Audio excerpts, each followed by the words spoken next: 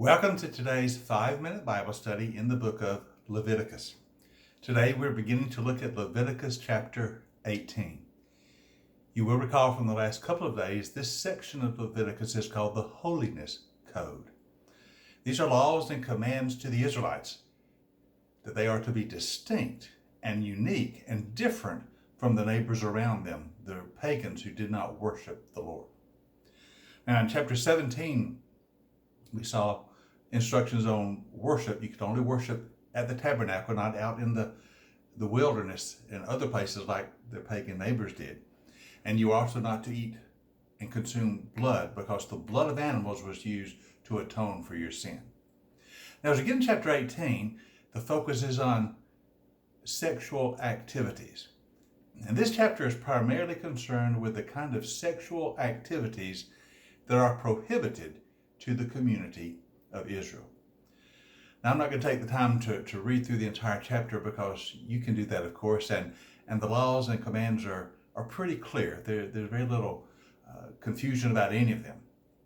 Prohibited are such things as adultery, incestual relationships, homosexuality, bestiality.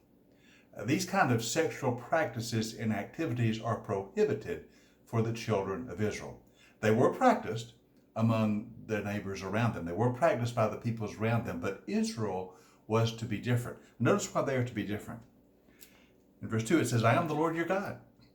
You must not do as they did in Egypt, where you used to live, and you must not do as they do in the land of Canaan, where I bring you. Do not follow their practices. You must obey my laws and be careful to follow my decrees. I am the Lord your God.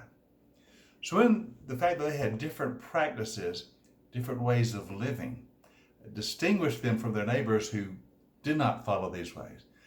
And it's because the Israelites belonged to the Lord. Now, as you look through all these laws about the prohibition of certain sexual practices, you come to realize they're all designed to protect the family. They're all designed to protect the family, to provide boundaries around the family, and to protect the integrity of the family unit. The family, of course, being the center of the community, and thus the center of the life of God's people. That must be protected. This is tied in with the story of creation, the way God made humanity. Remember, He created Adam, and then from Adam He created Eve as his helpmate, and the two would become one flesh in a lifelong union. That relationship is to be absolutely protected. And among God's people, the family unit and the marriage bond must be preserved and guarded and sanctified. And so all these prohibitions against illicit sexual activity, according to God's commands, are to protect the integrity of the family and the creation order in the way that God made it to be. And this is a witness, of course, to the fact that God's people belong to God, that the Lord's people belong to the Lord. And in their protection of the family, which God gave to them, which God ordained in creation, they are to give witness to the fact that we are the people of God. Now, these commands are found in chapter 18, and then they are repeated in almost verbatim fashion in chapter 20. And they are seen to be very serious for the law governing the life of Israel. The thing about the Israelites in the Israelite community is they were a different kind of people. And everyone recognized that.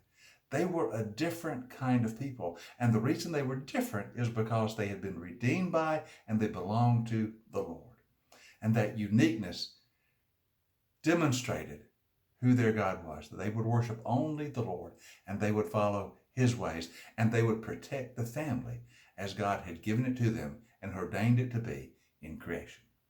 And so we take these laws very seriously, as they are meant to be, because of their purpose in identifying us as the people of God, living in the creation order as God made us so to be. Hope you join us tomorrow as we continue our 5-minute Bible study in the book of Leviticus.